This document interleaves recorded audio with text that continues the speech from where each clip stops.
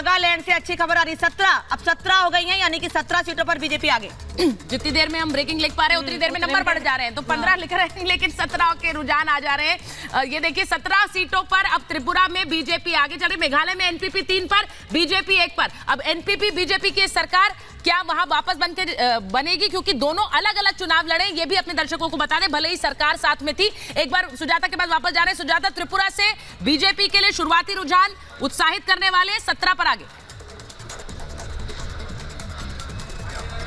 बिल्कुल उत्साहित करने वाले हैं, और ये भी बता दें कि पहले पोस्टल बैलेट खुलते हैं तो वो खुलने शुरू हो गए हैं, और इसके साथ ही ये कहीं ना कहीं जो अनुमान पहले लगाया गया था एग्जिट पोल में, उसकी दिशा में जाता हुआ नजर आ रहा है। यहाँ बहुमत का जो आंकड़ा है वो सिर्फ 31 है, पिछली बार 36, और इस बार शायद 40 से ऊपर भी संभावना बनती है बीजेपी के लिए, अगर एग्जिट पोल और अभी जो रुझान आने शुरू हो गए हैं शुरुआती में। हालांकि पहले जो पोस्टल बैलेट है वो खुलते हैं। एक और बात हमें ध्यान देखनी होगी कि हम किसी भी चुनाव में जाएं, आपको सबसे पहले जो रुझान आना शुरू होगा पॉजिटिव रुझान, वो बीजेपी का नजर आएगा, क्योंकि बीजेपी का जो वोटर है उसके बारे में कहा जाता है कि वो बड़ा ही डिसिप्लिन है, वो कैडर की तरफ वोट करता है, सबसे पहले जाकर कतार में खड़ा हो जाता है, सबसे पहले वो वोट करता है। तो ये भी एक अच्छी बात भी है कि आप इतने डेडिकेटेड हैं, चुनाव को लेकर इतना गंभीर आप रहते हैं, तो रुझान जो है वो फिलहाल पॉजिटिव नजर आ रहे हैं। उम्मीद बीजेपी को ये करनी चाहिए कि अगले 2 घंटों में भी यही जो रुझान है वो कायम रहेंगे, और वो अपने प्रदर्शन को न सिर्फ दोहराएगी बल्कि बेहतर भी कर सकती है। इस बात की उम्मीद और इस बात के संकेत हमें पहले मिले हैं, और ये बीजेपी के लिए एक बहुत बड़ा बूस्ट होगा, और दूसरे प्रदेशों में भी जो आने वाले चुनाव हैं उस पर भी इसका प्रभाव पड़ेगा। लेकिन सुचरिता, बुरी खबर जो है वो कांग्रेस और टीएमसी के लिए हो सकती है। मैं एक बार बता दूं, नागालैंड में सुजाता जरा जल्दी आगे बढ़ेगा, क्योंकि नंबर बहुत जल्दी चेंज हो रहे हैं। नागालैंड में 5 पर इस वक्त बीजेपी आगे चल रही है।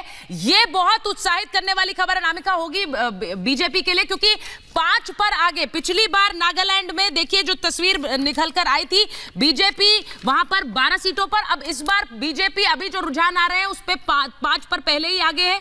मेघालय की तस्वीर मैं इस वक्त दिखा रही हूं, नागालैंड की तस्वीर, बीजेपी 5 पर आगे चल रही है। एनपीएफ का भी खाता नहीं खुला है, लेकिन ये अभी शुरुआती रुझान है।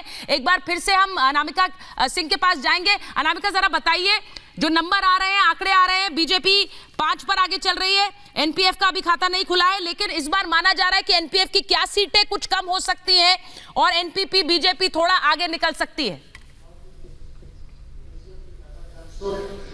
देखिए, बीजेपी और एनडीपीपी की जोड़ी यहाँ पे कमाल दिखाई दे रही, इसमें कोई राय नहीं है, इसमें कोई दूसरा ऑप्शन हो सकता नहीं है, कम से कम फिलहाल नतीजों को देखते हुए। लेकिन हाँ, यहाँ पे जरूर जो नागा पीपुल्स फ्रंट पार्टी है, वो स्थानीय पार्टी है यहाँ की, उसका दावा है कि वो हमेशा से नागाओं के, जो नागा के स्थानीय लोग हैं, जो आदिवासी लोग हैं, जो जनजाति है यहाँ पे, उनके मुद्दों को उठाती रही है। लेकिन आपने ये भी देखा होगा सुचारता कि 2018 में भी एनपीएफ कैसे टूट गई थी। सरकार बनने के बाद से बहुत सारे विधायक टूट करके एनडीपीपी में चले गए थे। इस बार जो एनपीएफ है वो बहुत कमजोर दिखाई दे रही है, और शायद यही वजह है कि एनपीएफ ने इस बार जो 60 सीटें हैं यहाँ पर, उनसे प्रत्याशी भी बहुत कम खड़े किए, गिन चुन के खड़े किए हैं। 22 सीटें ऐसी हैं जहां पे एनपीएफ की ओर से प्रत्याशी खड़े किए गए हैं। इस बार ये भी माना जा रहा है कि जिस तरीके से अगर बात की जाए तो एनपीएफ के लिए हालांकि बहुत ज्यादा इंपॉर्टेंट हो जाता है एनपीएफ के लिए चुनाव, क्योंकि इस बार जो विधायक छिटक करके गए थे उनसे पिछली बार 2018 के चुनाव में, वो इस बार ये माना जा रहा है कि क्या तस्वीर ऐसी बदले कि एनपीएफ खुद को मजबूत कर पाएगी। हालांकि एग्जिट पोल तो बताते हैं कि एनपीएफ पहले से ज्यादा कमजोर हो गई है। जो उसके नेता थे छिटक के चले गए दूसरी पार्टियों में, अपने आप को समृद्ध करने के लिए एनपीएफ को कमजोर करके चले गए। वापस